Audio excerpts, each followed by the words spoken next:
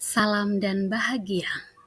Bertemu lagi dengan saya, Elsiana Ningsimanek, CGP Angkatan 9 Kabupaten Malaka, dalam tugas demonstrasi konseptual modul 3.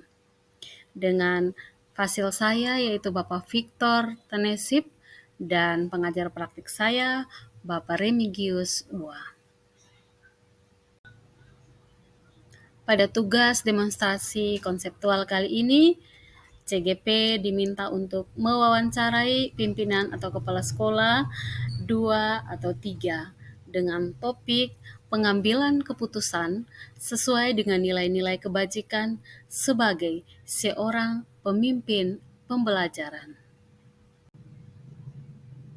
Wawancara yang pertama bersama Kepala Sekolah SMK Negeri Kobalima, Ibu Natalia Nahak, SPD. Selamat pagi, Kepala. Selamat pagi, Ibu.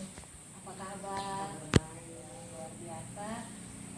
Sebelumnya kami menyampaikan terima kasih kepada Ibu sudah meluangkan waktu untuk melakukan wawancara tentang pengambilan keputusan berbasis nilai-nilai kebajikan dalam sebagai pemimpin pembelajaran. Ini merupakan salah satu tugas demonstrasi konseptual bagi kami CGP Angkatan 9. Ya, saya mohon waktunya untuk kita wawancara beberapa waktu ke depan. Terima kasih. Mungkin kita langsung saja pada pertanyaan yang pertama. Selama ini bagaimana Ibu sebagai kepala sekolah, sebagai pimpinan di SMK Negeri Kobalima ini dalam mengidentifikasi kasus-kasus yang merupakan dilema etika atau bujukan moral? Untuk masuk pada pertanyaan ini, sebelumnya saya menguraikan dulu tentang dilema etika dengan bujukan moral. Baik, dilema etika itu merupakan suatu situasi yang terjadi ketika seseorang itu harus memilih antara dua pilihan, di mana pilihan secara moral benar tetapi bertentangan. Baik Ibu, sebelum saya menjawab pertanyaan yang disampaikan, sedikit saya menjelaskan tentang dilema etika dan bujukan moral. Baik, dilema etika itu merupakan situasi yang terjadi ketika seseorang itu harus memilih antara dua pilihan, di mana kedua pilihan itu secara moral benar tetapi bertentangan.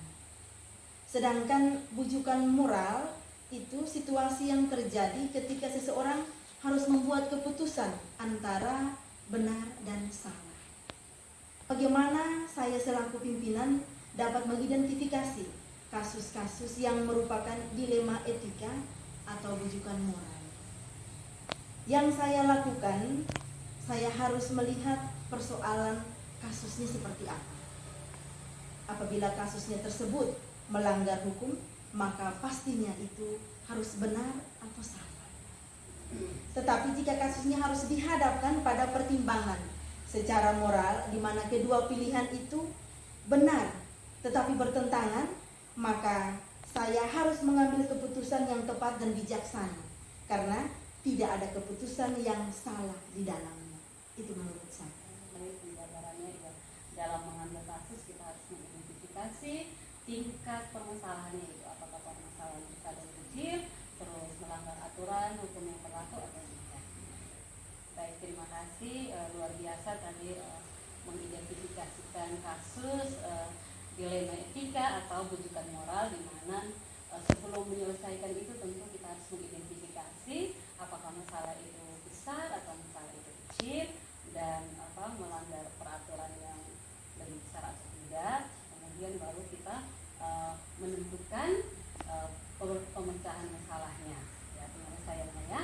Baik, mungkin kita langsung lanjut ke pertanyaan berikut. Kita lanjutkan ke pertanyaan berikut, itu selama ini bagaimana Ibu Kepala menjalankan pengambilan keputusan di sekolah, terutama untuk kasus-kasus di mana ada dua kepentingan yang sama benar, atau sama-sama mengandung nilai kebajikan.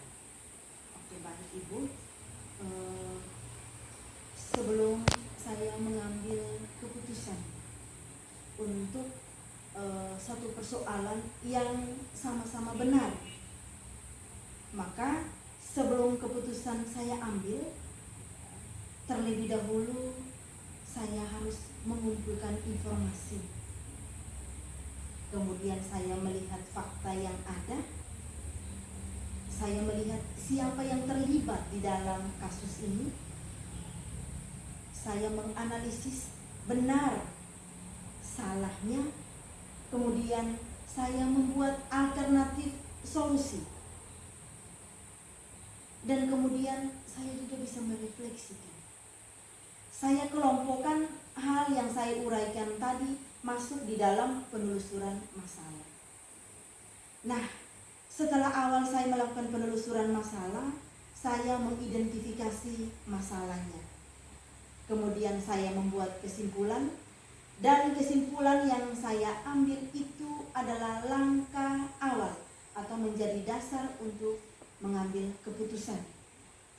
Nah, keputusan yang diambil itu diutamakan atau diprioritaskan berpusat atau berpihak pada murid, tetapi harus mempertimbangkan atau harus memegang teguh pada nilai-nilai kebijaksanaan.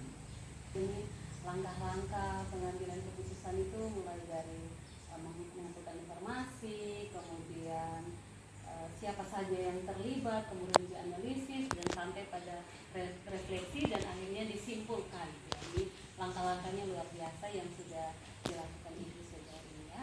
Baik, mungkin kita langsung ke pertanyaan berikut saja. Ya, pertanyaan yang ketiga ya Ibu. Langkah-langkah atau prosedur seperti apa yang biasa sudah dilakukan selama ini